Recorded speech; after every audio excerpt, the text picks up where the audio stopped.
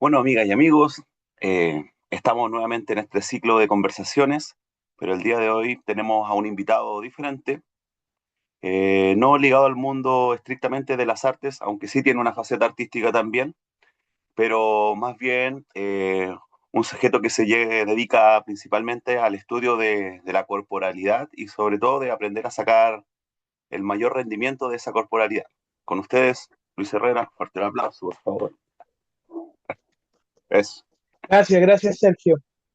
bueno, para quienes no saben de esta relación, producto de la jerarquía que poseo en esta ocasión, lo voy a tutear porque Luis Herrera es mi profe, así que el día de hoy le voy a decir Luis. Bueno, Luis, muchas gracias Dale, por tu tiempo y bienvenido. gracias a ti. Gracias a ti por la Bueno, vamos a invitación. partir. Saludos a todos tus oyentes Gracias, y gracias. veedores. Eso. Súper. Lo primero que le quiero preguntar es cómo surge tu relación con el deporte y la actividad física. ¿Practicaste algo durante tu infancia y la juventud? Sí, mira, el típico perfil de deportista escolar,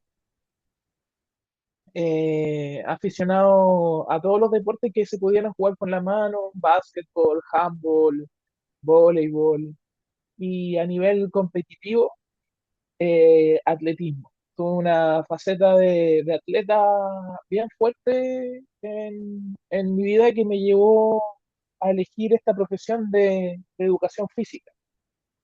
Y obtuve buenos resultados a nivel atlético, eh, especialmente en las pruebas de lanzamiento de la bala y lanzamiento del disco. Competí en las categorías de todo competidor, que es hasta los 19 años, y competí en las categorías de máster, que es hasta que podáis seguir lanzando, básicamente. Y van de 5 en 5, 40, 45, 50, 55 años, y vais compitiendo en ese rango de edad.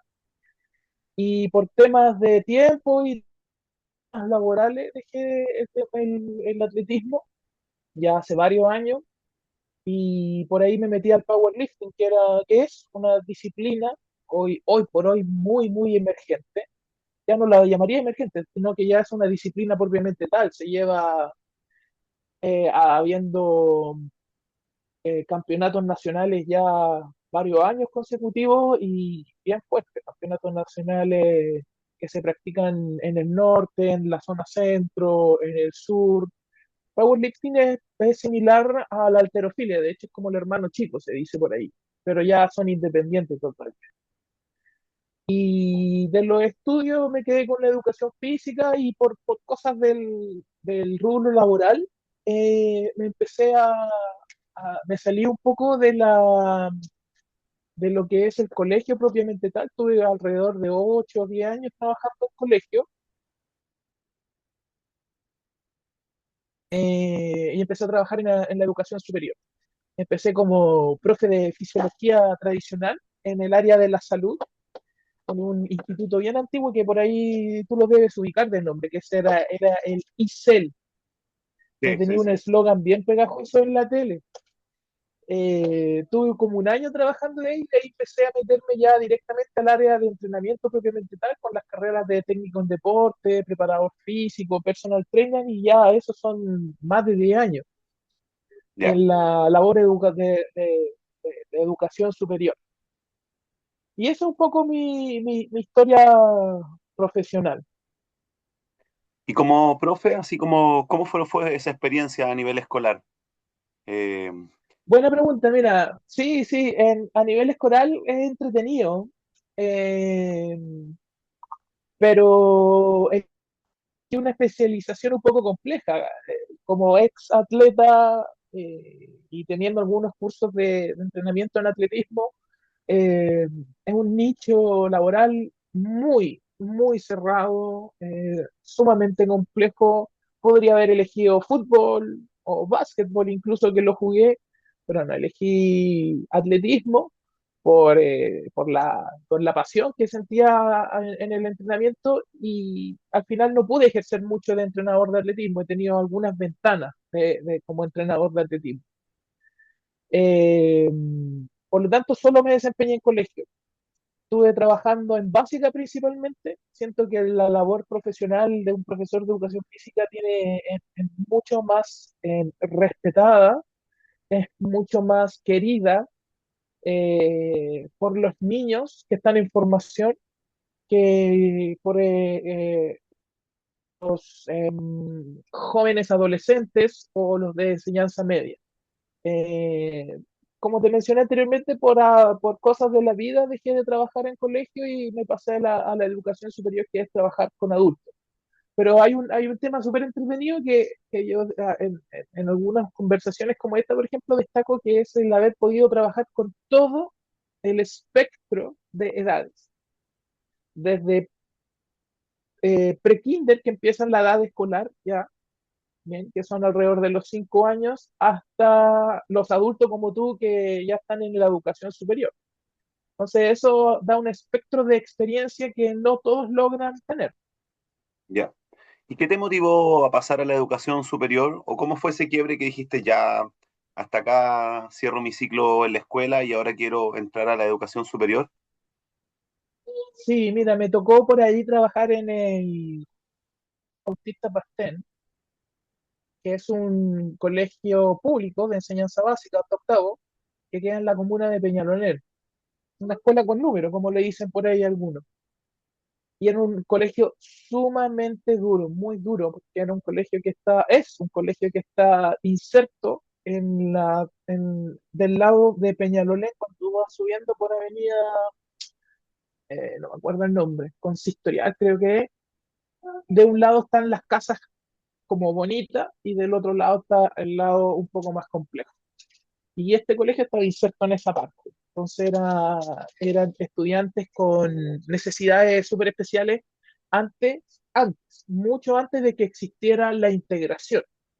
Bien, si bien era un colegio que tenía eh, asistentes, tiene fonoaudiólogo, kinesiólogo, psicólogo y todo eso, eh,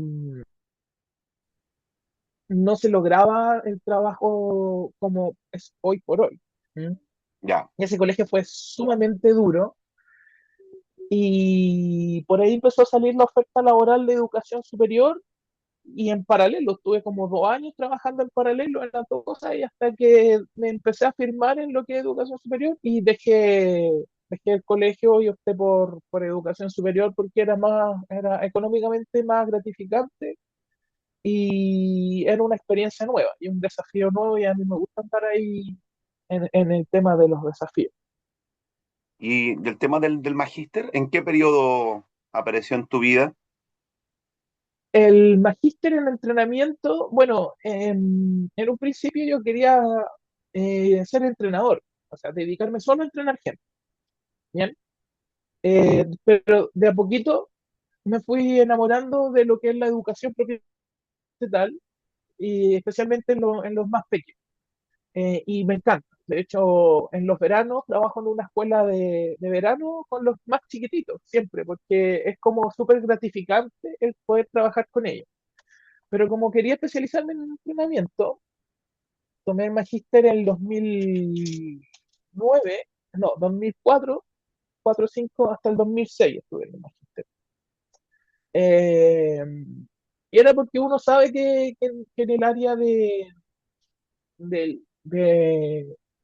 de la educación física propiamente tal no te entregan muchas herramientas para ser entrenador, Ya, ¿ok?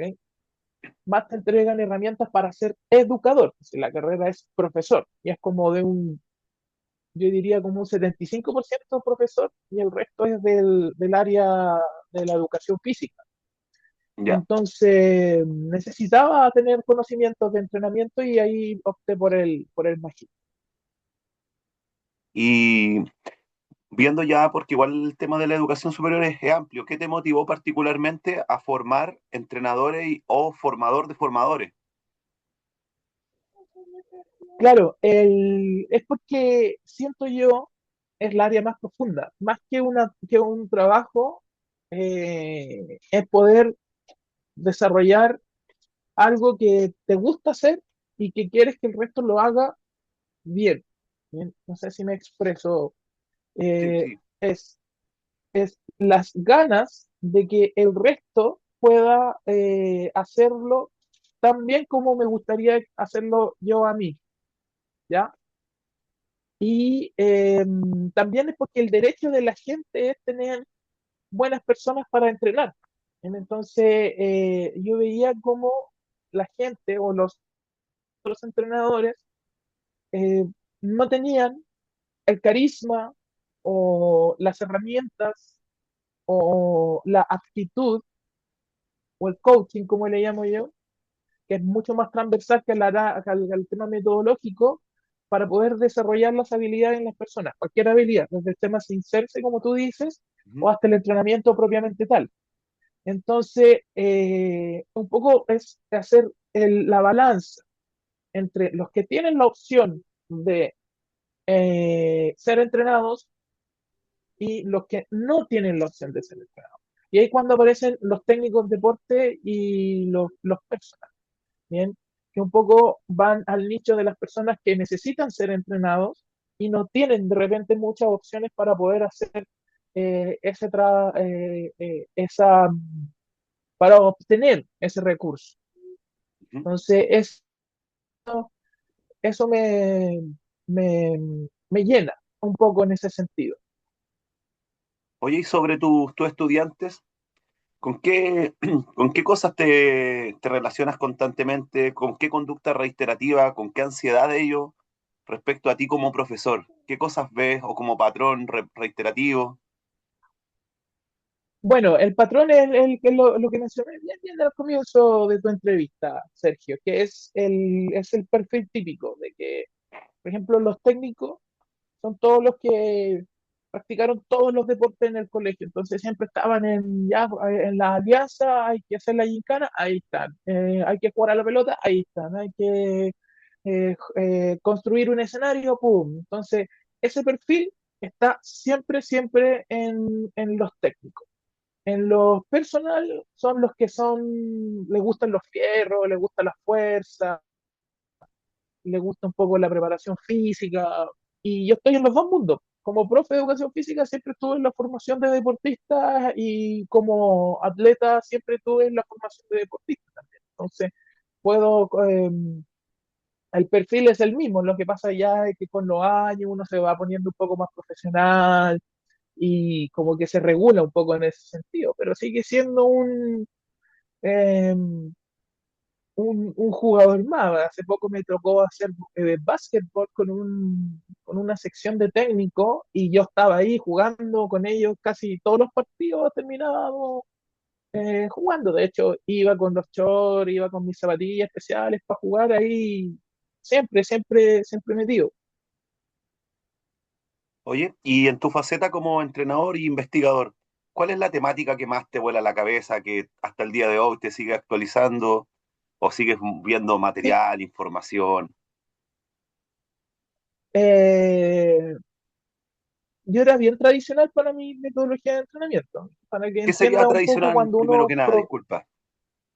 claro, cuando uno proviene del atletismo, el atletismo durante mucho tiempo se ha seguido haciendo o se ha seguido entrenando de la misma forma. Bien, es muy tradicional en ese sentido. Bien, no es malo, pero tampoco es tan bueno porque nos abren la puerta a nuevas metodologías o metodologías innovadoras o en metodologías distintas. Entonces, hay que entender también que desde la línea del entrenamiento, los creadores de todo lo que es teoría del entrenamiento, que a ti todavía no te toca un poco esa asignatura, porque estás recién en el primer año, son las asignaturas de segundo año.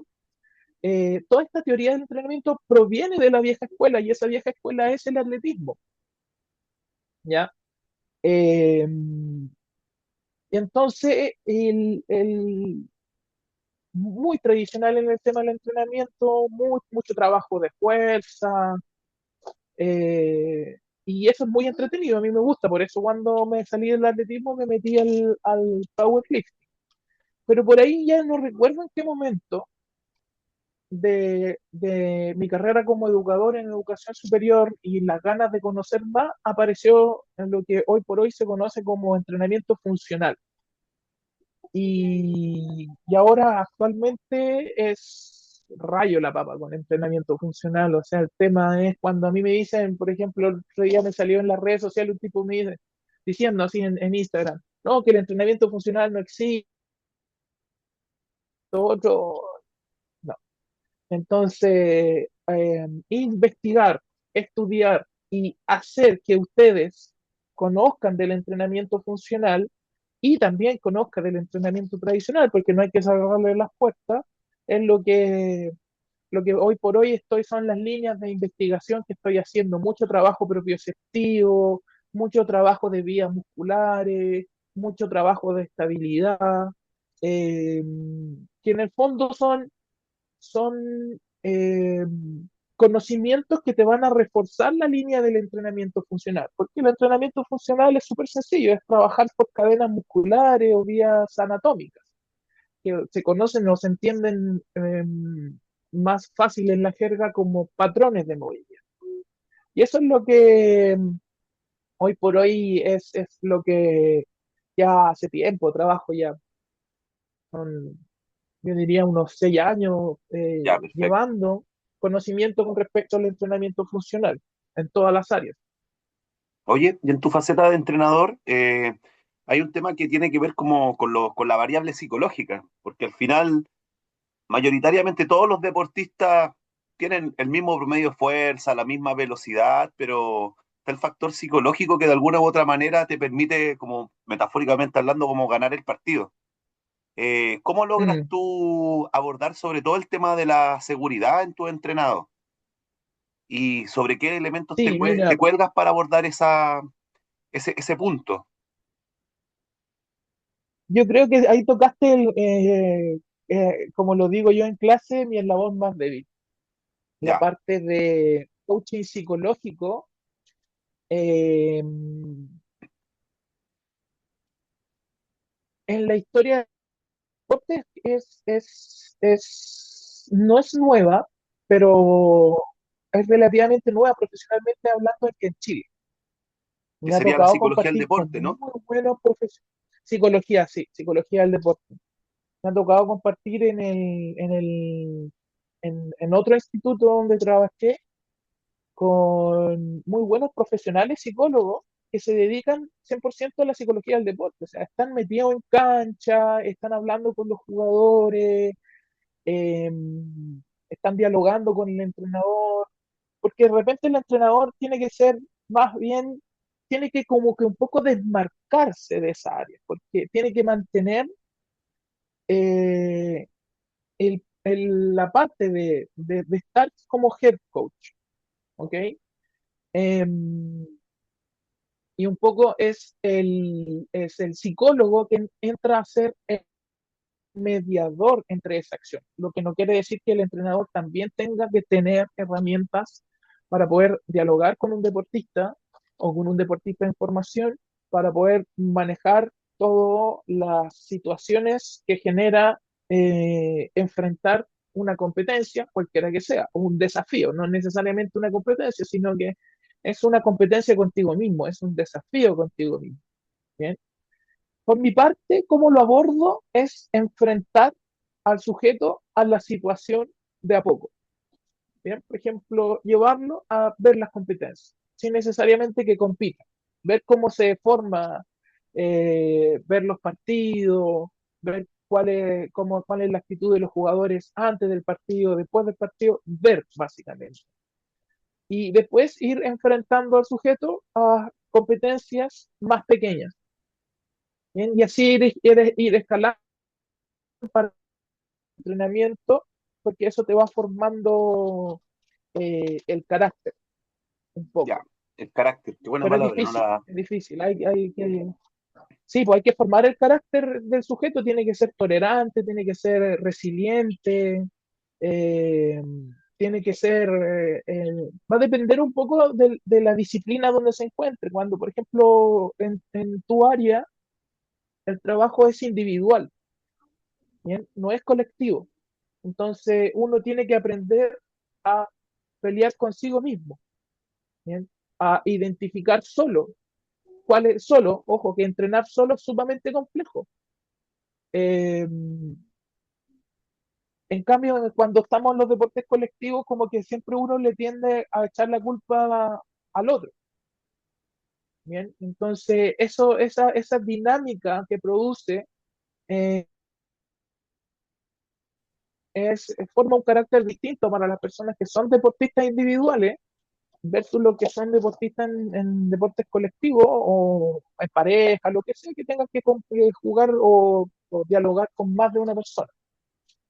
Ujú. Oye, y Ese es el carácter. sobre tus logros como entrenador, ¿cuál ha sido el más significativo? Más allá, digamos, de la variable como de triunfo, sino que un logro que a ti te dice sí, bien, o como profe El incluso. logro es básicamente, sí, como profe. Eh, el logro, claro, no está tanto, o sea, todos tenemos que entender que el podium, estar ahí en el podium, recibir la medalla, eh, es un poco el logro que uno busca. Pero cuando uno, cuando te dicen esta frase súper cliché, me dicen que lo que importa no es ganar y lo que importa es competir, es verdad, ese es el tema, porque es lo que te va a formar el carácter de la persona, el competir. Imagínate que, por ejemplo, eh, no sé, pues en tu disciplina te preparas 3 meses para una presentación que va a durar 5 minutos, que es lo que Wow, dura un tema de música. justamente. Entonces, eh, ocurre lo mismo en los deportes. Eh, en el atletismo, por ejemplo, los sujetos que son saltadores tienen 3 saltos o incluso 2 a nivel escolar, 2 saltos para hacer su mejor marca, 2 veces, 2 oportunidades. Bien, clasificáis y tenéis 2 más. Entonces es sumamente complejo. El logro es ver que el sujeto sea capaz de tolerarse a sí mismo, sea capaz de dar vuelta a la hoja y seguir entrenando. ¿Bien? Y si ganáis en el camino, mejor todavía, porque es difícil em, el camino en ese sentido. Y sobre el otro lado, la otra cara de la moneda, sobre los fracasos. Eh, ¿Cuál ha sido un fracaso significativo en tu biografía educativa o deportiva o de entrenador? ¿Y cómo Mira, pudiste levantarte ahí? en la, ya, buena, mira, hay un fracaso que me dolió y que todavía me sigue doliendo, fue la segunda vez cuando era chico, estaba en segundo medio o tercero medio de la educación media, valga la redundancia. 15 años, 16 años por ahí. Y sí, más o menos por ahí. Y me toca, que bueno, yo crecí en el norte, en Antofagasta, ven, y me vine a estudiar acá a Santiago. Y entonces yo entrenaba en Antofagasta y venía a competir acá a Santiago a lo que era al Estadio Nacional, ya, adentro del Estadio Nacional, la pista 1, el Estadio Nacional propiamente tal, que en lo que en ese momento se llamaba Coca-Cola El Mercurio, eran los sponsors que tenía ese campeonato de atletismo. Me tocó venir 2 años. Y en el primer año fue terrible, compadre, fue terrible porque era la mitad del Estadio Nacional lleno, lleno, lleno, lleno de colegios de Santiago, y yo pollito, viniendo de Antofagasta y pollito con los cabros que eran lanzadores grandes, sujetos de todos los colegios del barrio alto, por decirlo así, que son sujetos grandes. Y fue difícil. Ahí me caí pesado la primera vez que me competí. Y claro, no clasifiqué, hice mis 3 lanzamientos, hice mi marca, pero con esa marca no me alcanzaba para clasificar y quedar dentro de los 8 primeros a nivel nacional. Y Y teniendo fíjate que me preparé previamente, un año, ya, ¿sí? ¿no? Y a No, la vez dime, como teniendo como una autoestima acá arriba, porque imagino en Antofagasta eras como la elite, po. También claro, pasa eso. de hecho, sí, sí, en Antofagasta tenía buenos resultados, claro, como tú dices, no había nadie que me ganara el- en el lanzamiento del disco y bala, y de hecho todavía creo, no sé, en realidad no he investigado el tema, pero es muy probable que esté todavía el récord de lanzamiento a nivel regional, de toda la segunda región. Ya no, ya hoy por hoy, haya tocado grande y eso. Y después de ese año, pucha, me caí y me preparé un año más, pues Sergio, todo Ya, un año entrenando para ir de nuevo al Estadio Nacional y me fue mal, ya. me fue mal. Y ahí uno aprende a costalazo, ¿no? Y así es el tema, ¿no? Estuve súper frustrado en ese momento, em, pateando la perra todo el resto del campeonato. eh, y no me acuerdo, eso fue en el lanzamiento de la bala, no me acuerdo cómo me fue en el lanzamiento del disco esa vez. Pero era difícil, imagínate, teniendo, no sé, 15 años, ver el Estadio Nacional lleno, a la mitad del Estadio Nacional lleno, eh, era complejo. Si uno tiene la oportunidad de conocer por dentro el Estadio Nacional, las graderías son súper verticales. Entonces, cuando hay más gente, más se ve así, uno se ve como así Ya, como ya. encima. Entonces, cuando los jugadores salen al Estadio Nacional, o no sé, a los estadios internacionales que son para no sé cuántas mil personas, las primeras veces, claro, pues estáis súper urgido. Después ya, después te da lo mismo, te podéis concentrar en el juego. ¿Cachai? Y eso es lo que tienes que hacer. Es foguearse, es estar ante la competencia muchas veces para poder entender cuál es la dinámica, entender cuál es la situación y no pasar de una competencia pequeñita, ¡pum!, al otro. Oye, y una última pregunta para ir cerrando. Ese es como el camino correcto. Ujú. Bueno, habiendo Sí, pasado dime. por los diferentes niveles y digamos, esto a nivel país ya, como ya pasando por los diferentes como niveles de educación, ¿tú qué crees qué tipo de política o proyecto de país nos está faltando Mm. para poder emerger como a nivel internacional? Porque siendo que Chile, a nivel económico, Chile no tiene nada que envidiarle a Argentina, a Brasil, a Uruguay, pero aún así como la formación, los índices de prácticas deportivas en estudiantes, en jóvenes, son bastante bajos. ¿Hacia dónde debería encaminarse, por ejemplo, las políticas deportivas o de educación de nuestro país para generar cambios significativos? Sí, buena observación. Todo eso está estudiado ya, Sergio. Todo eso se Ya. sabe. Lo que pasa es Y a ti, así que, como dices, debería haberse hecho esto eh, o esto otro. mira, lo primero es mantener las horas de educación física, porque ya antes, si tú recuerdas, eh, teníamos 2 horas de educación física todo el año y hasta enseñanza media. Bien, desde primero básico hasta cuarto medio siempre fueron 2 veces educación física, lo que son 4 horas pedagógicas. Después, hace algunos años atrás, se sacaron estas 2 horas de educación física en enseñanza media. Y hoy por hoy los cabros están teniendo toda su vida escolar 1 hora, o sea, una clase de educación física 2 horas.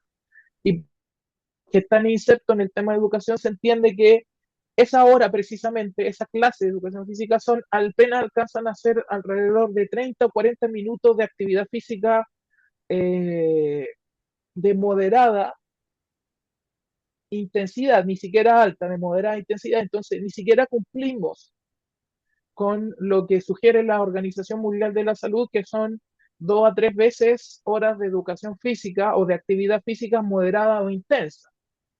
Entonces dirán, no, pero es que pueden hacerlo en otros lados, pero es que no se hace, porque es cultura, ¿bien? Es cultura que tienen que ser forjada por los padres primero que todo, pero si el padre y madre se formaron en un ambiente donde no existe la motivación deportiva, esta actitud se aprende. Entonces somos todos responsables, somos nosotros responsables como padres y madres en donde tenemos que incentivar la actividad física, ¿bien? Y el ejercicio físico y un poco los gobiernos de todos tienen que preocuparse de que se incorporen de nuevo horas de educación física. Lo dijo Keitel, estuvo mucho tiempo saliendo en las redes sociales con un speech así súper fuerte de cuáles son las necesidades de actividad física y después el Ministerio de Salud viene saliendo que hay mucha obesidad infantil, ¿bien? Pero el Ministerio del Deporte y el Ministerio de Educación no hacen nada. Lo dijo, lo dijo otra ex atleta que en este momento no recuerdo el nombre, que también está metida en el área político, una corredora de maratón, Ah. y también Erika. estuvo saliendo harto en las redes sociales con una Erika Rivera, súper. Ujú. También estuvo saliendo muy fuerte en las redes sociales con el tema de eh, la necesidad de incorporar nuevamente la actividad física y el ejercicio físico en los colegios. ¿Bien? Y está por otro lado, última cosa, que en los colegios se están preocupando más del tema académico que el tema formativo o que el tema deportivo. ¿Ok? Los colegios chicos, porque los colegios grandes que tienen infraestructura deportiva son formadores de deportistas, formadores de Claro. atletas, ¿ok? Y además con buenos profesionales. Si estamos hablando de la línea media y los colegios públicos donde eh, tratan de hacer lo posible, tanto en el área académica, pero en el área de formación deportistas, ni siquiera formación deportista, sino en crear hábitos de actividad física y ejercicio físico, no se está logrando. Entonces la necesidad yo creo que principalmente está en reincorporar estas horas de educación física a los colegios para que las nuevas generaciones le tomen el gusto a la práctica de ejercicio. Bueno, Luis, hemos terminado esta primera entrevista. Abriste un montón de nuevas temáticas que de seguro te voy a contactar nuevamente para que vayamos profundizando en estas. La segunda parte, Sí, sí, sí, sí, sí. Así que nada, muchas gracias por tu tiempo y pronto estaremos gracias a ti, ahí en el Sergio. canal.